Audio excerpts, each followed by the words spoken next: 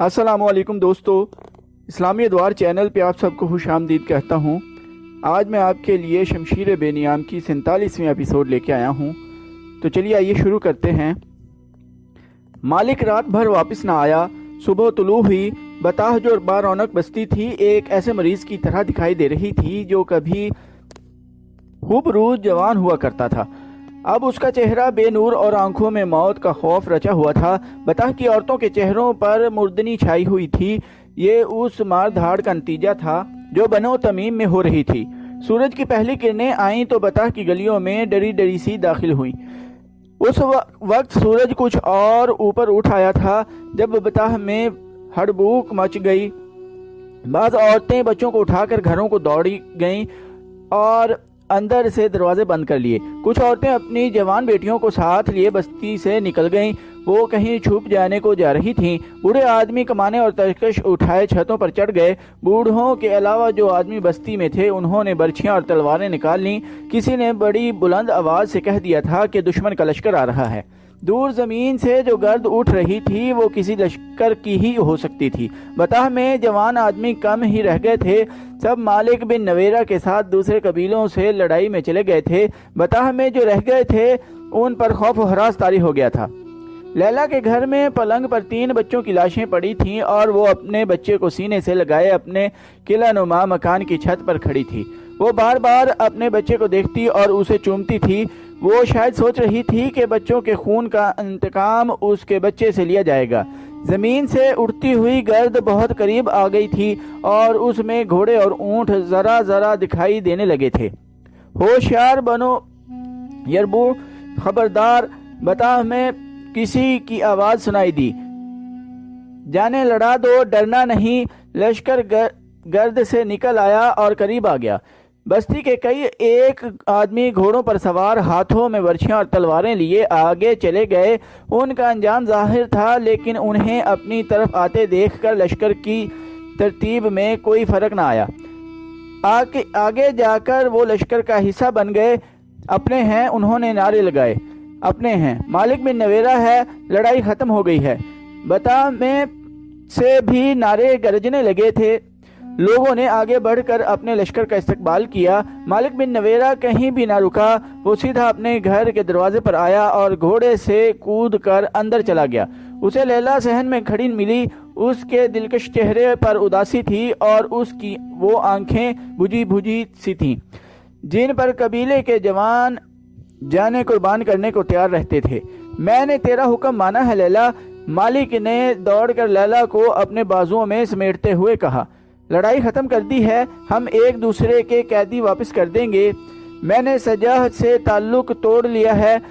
इस फूल से चेहरे से उदासी तोड़ डालो। लैला का जिस्म बेजान सा था। उसमें वो तपिश पैदा न हुई जो मालिक को देखकर पैदा हुआ करती थी। मालिक ने उसे बहलाने की बहुत कोशिश की लेकिन लैला का चेहरा बुझा ही रहा। मेरे दिल पर एक खौफ बैठ गया है, लैला ने कहा। कैसा खौफ? मालिक ने पूछा। किसका खौफ? सजा का, लैला ने कहा। इंतकाम का। सजा अकेली रह गई। वकील बिन मालिक ने भी उसका साथ छोड़ दिया था। मालिक बिन नवेरा ने वकील से कहा था कि वो एक औरत के झांसे में आकर अपने ही कबीलों पर टूट पड़े थे। सजा अपने लश्कर को साथ लिए नबाज की तरफ चली गई। पहले सुनाया जा चुका है कि वो यमामा पर हमला करने गई थी लेकिन मुसलमा के जाल में आ गई और मुसलमा ने उसे अपनी बीवी बना लिया। मालिक बिन नवेरा के गुनाहों की सजा शुरू हो चुकी थी। वकील बिन मालिक जो उसका दस्त रास्त था उसका साथ छोड़ गया और मुसलमानों से जा मिला।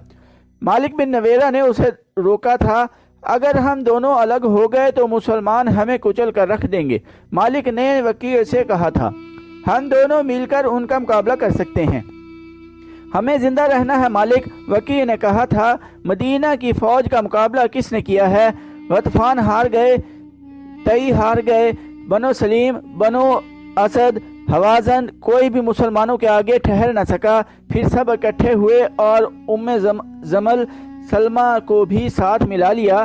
क्या तुम नहीं जानते मालिक, अल वलीद के बेटे खालिद रजी अल्लाह अन्हु ने उन्हें किस तरह भगा दिया है? सलमा कत्ल कर दी गई है। मुसलमान हमें मुसलमानों का खून माफ नहीं करेंगे।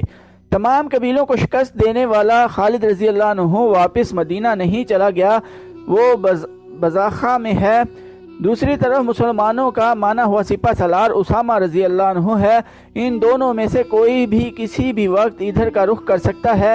ان سے خون معاف کرانے کا طریقہ ایک ہی ہے کہ ان کی اطاعت قبول کر کے انہیں اپنے قبیلے کی زکوٰۃ اور محصول ادا کرتا رہوں۔ مالک بن نویرہ کوئی فیصلہ نہ کر سکا۔ خالد رضی اللہ عنہ بن ولید تک اطلاع پہنچ چکی تھی کہ مالک بن نویرہ کو رسول اللہ صلی اللہ علیہ وآلہ وسلم نے امیر مقرر کیا تھا، مگر اس نے زکوٰۃ وغیرہ وصول کر کے مدینہ نہ بھیجی اور لوگوں کو واپس کر دی ہے۔ جاسوسوں نے خالد رضی اللہ عنہ کو مالک بن نویرہ کا ایک شعر بھی سنایا۔ اس میں اس نے رسول اکرم صلی اللہ علیہ وآلہ وسلم کے وصال کے بعد اپنے قبیلے سے کہا تھا کہ اپنے مال کو اپنے پاس رکھو اور مت ڈرو کہ نہ جانے کیا ہو جائے۔ اگر اسلامی حکومت کی طرف سے ہم پر کوئی مصیبت آئے گی تو ہم کہیں گے کہ ہم نے محمد صلی اللہ علیہ وآلہ وسلم کے دین کو قبول کیا تھا، ابو بکر رضی اللہ عنہ کے دین کو نہیں۔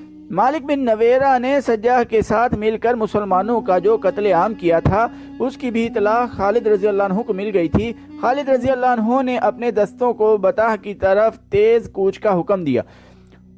ان کے دستوں میں انصار مدینہ بھی تھے۔ انہوں نے بطح کی طرف پیش قدمی کی مخالفت کی۔ خدا کی قسم، خالد رضی اللہ عنہ نے کہا، میں اپنے سپاہ میں پہلے آدمی دیکھ رہا ہوں جو اپنے امیر اور سالار کے حکم عدولی کر رہے ہیں۔ اسے حکم عدولی سمجھیں یا کچھ بھی سمجھیں، انصار کی نمائندگی کرنے والے نے کہا۔ خلیفۃ المسلمین کا حکم یہ تھا کہ طلحہ کو مطیع کر کے اس علاقے میں رسول اللہ صلی اللہ علیہ وآلہ وسلم کی قائم کی ہوئی عملداری کو بحال کریں اور جو جنگ پر اتر آئے اس کے ساتھ جنگ کریں اور بزاخہ میں اگلے حکم کا انتظار کریں۔ ہم جانتے ہیں کہ مدینہ سے ایسا کوئی حکم نہیں آیا کہ ہم بطح پر حملے کے لیے جائیں۔ کیا تم میں کوئی ہے جسے یہ معلوم نہ ہو کہ میں تمہارا امیر اور سپہ سالار ہوں؟ خالد رضی اللہ عنہ بن ولید نے پوچھا اور سب کی طرف دیکھنے لگے۔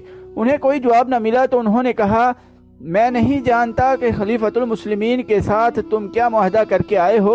میں یہ جانتا ہوں کہ خلیفہ نے مجھے حکم دیا تھا کہ جہاں بھی اسلام سے انحراف کی خبر ملے اور جہاں بھی مدینہ کے ساتھ کیے ہوئے معاہدوں کی خلاف ورزی نظر آئے وہاں تک جاؤ اور اسلام کا تحفظ کرو۔ میں سپہ سالار ہوں، اپنی ذمہ داریاں پوری کرنے کے لیے اگر مجھے کوئی ایسی کارروائی کرنی پڑے گی جو خلیفہ کے احکام میں شامل نہیں ہوگی تو میں وہ کارروائی ضرور کروں گا۔ خلافت کے احکام میرے پاس آتے ہیں، تمہارے پاس نہیں۔ ہم نے کوئی قاصد آتا نہیں دیکھا۔ انصار میں سے کسی نے کہا، میں اس کا جواب دینا ضروری نہیں سمجھتا۔ خالد رضی اللہ عنہ نے جھنجھلا کر کہا، اور میں کسی ایسے آدمی کو اپنی سپاہ میں نہیں دیکھنا چاہتا جس کے دل میں ذرا سا بھی شک اور شبہ ہو۔ مجھے اللہ کی خوشنودی چاہیے، مجھے اللہ کے رسول صلی اللہ علیہ وآلہ وسلم کی مقدس روح کی خوشنودی چاہیے۔ اگر تمہیں اپنی ذات کی خوشنودی چاہیے تو جاؤ، اپنے آپ کو خوش کرو۔ میرے لیے مہاجرین کافی ہیں اور میرے ساتھ جو نو مسلم ہیں میں انہیں بھی کافی سمجھتا ہوں۔ مشہور مورخ طبری نے لکھا ہے کہ ابو بکر رضی اللہ عنہ نے اپنے احکام میں یہ شامل کیا تھا کہ بنی اسد کے سردار طلحہ کی سرکوبی کے بعد خالد رضی اللہ عنہ کے دستے بطح تک جائیں گے جہاں کے امیر مالک بن نویرہ نے زکوٰۃ اور محصولات کی ادائیگی نہیں کی اور وہ اسلام سے منحرف ہو کر اسلام کا دشمن بن گیا ہے۔ طبری اور دیگر مورخوں نے بھی لکھا ہے کہ انصار بزاخہ میں رہ گئے اور خالد رضی اللہ عنہ اپنے مجاہدین کو ان کے بغیر بطح لے گئے۔ جب یہ لشکر بزاخہ سے چلا تو انصار نے باہم صلاح مشورہ کیا۔ وہ محسوس کرنے لگے تھے کہ اتنی دور سے اکٹھے آئے تھے، اکٹھے لڑائیاں لڑیں اور اب ہم میں پھوٹ پڑ گئی ہے۔ ہمیں پیچھے نہیں رہنا چاہیے تھا، اور اس لیے بھی ہمیں پیچھے نہیں رہنا چاہیے تھا۔ انصار میں سے ایک نے کہا کہ مہاجرین اور نو مسلموں نے فتح حاصل کر لی تو اس میں ہمارا نام نہیں ہوگا، ہمیں مدینہ جا کر شرمساری ہوگی۔ اور اس لیے بھی ایک اور نے کہا کہ خالد رضی اللہ عنہ بن ولید کو کہیں شکست ہوئی تو مدینہ میں لوگ ہم پر لعنت بھیجیں گے کہ ہم نے مدینہ سے اتنی دور محاذ پر جا کر خالد رضی اللہ عنہ کو اور اپنے ساتھیوں کو دھوکہ دیا، ہم ملعون کہلائیں گے۔ خالد رضی اللہ عنہ کے دستے بزاخہ سے دور نکل گئے۔ ایک تیز رفتار گھوڑا سوار پیچھے سے آن ملا اور خالد رضی اللہ عنہ کے پاس جا کر گھوڑا رکا۔ کیا تم انصار میں سے نہیں ہو جو پیچھے رہ گئے ہیں؟ خالد رضی اللہ عنہ نے پوچھا۔ ہاں امیر لشکر، سوار نے کہا، میں انہی میں سے ہوں۔ انہوں نے بھیجا ہے کہ میں آپ سے کہوں کہ ان کا انتظار کریں، وہ آ رہے ہیں۔ خالد رضی اللہ عنہ بن ولید نے اپنے دستوں کو روک لیا۔ کچھ دیر بعد تمام انصار آ گئے اور دستے بطح کی طرف روانہ ہو گئے۔ لیلا، بطح میں مالک بن نویرہ اپنی بیوی سے کہہ رہا تھا، تو نے مجھے محبت دی ہے، تیرے حسن نے اور تیری نشیلی آنکھوں نے میرے شعروں میں نئی روح ڈالی ہے۔ اب مجھے حوصلہ دو لیلا، میرے دل میں خوف نے آشیانہ بنا لیا ہے۔ میں نے تجھے پہلے دن کہا تھا غرور اور تکبر چھوڑ دے مالک، لیلا نے کہا، لیکن تم اتنی دور نکل گئے کہ انسانوں کو چیونٹیاں سمجھ کر مسل ڈالا۔ مت یاد دلا میرے گناہ لیلا۔ مالک بن نویرہ نے کہا، گناہوں نے میری بہادری کو ڈس لیا ہے۔ آج کیا بات ہو گئی ہے کہ تم پر اتنا خوف طاری ہو گیا ہے؟ بات پوچھتی ہو لیلا؟ مالک بن نویرہ نے کہا، یہ موت کی بات ہے۔ میرا دل گواہی دے رہا ہے کہ میرا تیرا ساتھ ختم ہو رہا ہے۔ میں نے اپنے جاسوس بڑی دور دور تک بھیج رکھے ہیں۔ آج ایک جاسوس آیا ہے، اس نے بتایا ہے کہ مسلمانوں کا لشکر بڑی تیزی سے ادھر آ رہا ہے۔ اگر لشکر کی رفتار یہی رہی تو پرسوں شام تک یہاں پہنچ جائیں گے۔ پھر تیاری کرو، لیلا نے کہا، قبیلوں کو اکٹھا کرو۔ کوئی میرا ساتھ نہیں دے گا، مالک نے ڈرے ہوئے لہجے میں کہا۔ میں نے وکیع اور سجاح کے ساتھ مل کر اپنے قبیلوں کا جو خون بہایا ہے وہ کوئی نہیں بخشے گا۔ ان سے مصالحت تو کر لی تھی لیکن دل پھٹے ہوئے ہیں۔ میرے قبیلے کی مدد کو کوئی نہیں آئے گا۔ پھر آگے بڑھو اور مسلمانوں کے سپہ سالار سے کہو کہ تم نے اسلام ترک نہیں کیا۔ لیلا نے کہا، شاید وہ تمہیں بخش دیں۔ نہیں بخشیں گے، مالک نے کہا، نہیں بخشیں گے۔ انہوں نے کسی کو نہیں بخشا۔ مالک بن نویرہ پر خوف طاری ہوتا چلا گیا۔ اسے خبریں مل رہی تھیں کہ خالد رضی اللہ عنہ کا لشکر قریب آ رہا ہے۔ اس نے اپنے قبیلے کو اکٹھا کیا۔ اے بنو یربو، اس نے قبیلے سے کہا، ہم سے غلطی ہوئی کہ ہم نے مدینہ کی حکمرانی کو تسلیم کیا اور ان سے منحرف ہوئے۔ انہوں نے ہمیں اپنا مذہب دیا جو ہم نے قبول کیا، پھر نافرمان ہو گئے۔ وہ آ رہے ہیں، سب اپنے گھروں کو چلے جاؤ اور دروازے بند کر لو۔ یہ نشانی ہے کہ تم ان کے خلاف ہتھیار نہیں اٹھاؤ گے۔ ان کے بلانے پر ان کے سامنے نہتے جاؤ، کچھ فائدہ نہ ہوگا مقابلے میں۔ جاؤ اپنے گھروں کو چلے جاؤ۔ لوگ سر جھکائے ہوئے اپنے گھروں کو چلے گئے۔ نومبر 632 عیسوی کے پہلے ہفتے میں خالد رضی اللہ عنہ بطح پہنچ گئے۔ انہوں نے اپنے لشکر کو محاصرے کی ترتیب میں کیا، مگر ایسے لگتا تھا جیسے بطح اجڑ گیا ہو۔ شہر کا دفاع کرنے والے تو نظر ہی نہیں آتے تھے، کوئی دوسرا بھی دکھائی نہ دیا۔ کسی مکان کی چھت پر ایک بھی سر نظر نہیں آتا تھا۔ کیا مالک بن نویرہ اپنے آپ کو اتنا چالاک سمجھتا ہے کہ مجھے گھیرے میں لے لے گا؟ خالد رضی اللہ عنہ نے اپنے نائب سالاروں سے کہا، محاصرے کی ترتیب بدل دو اور اپنے عقب کا خیال رکھو، میں اس بستی کو آگ لگا دوں گا۔ وہ یہاں سے نکل گئے ہیں، عقب سے حملہ کریں گے۔ خالد رضی اللہ عنہ بن ولید زندہ دل، بے خوف اور مہم جو تھے۔ ان کے احکام بڑے سخت ہوا کرتے تھے۔ انہوں نے اپنے دستوں کو اس ترتیب میں کر دیا کہ عقب سے حملہ ہو تو روک لیں، اور اگر اس کے ساتھ ہی شہر سے بھی حملہ ہو جائے تو دونوں طرف لڑا جائے۔ مسلمانوں کو اس دشواری کا سامنا تھا کہ ان کی نفری تھوڑی تھی اور وہ اپنے مستقر مدینہ سے بہت دور تھے۔ انہوں نے جن قبیلوں کو مطیع کیا تھا ان کی بستیوں کو اڈے بنا لیا تھا، لیکن ابھی وہاں کے لوگوں پر پوری طرح بھروسہ نہیں کیا جا سکتا تھا۔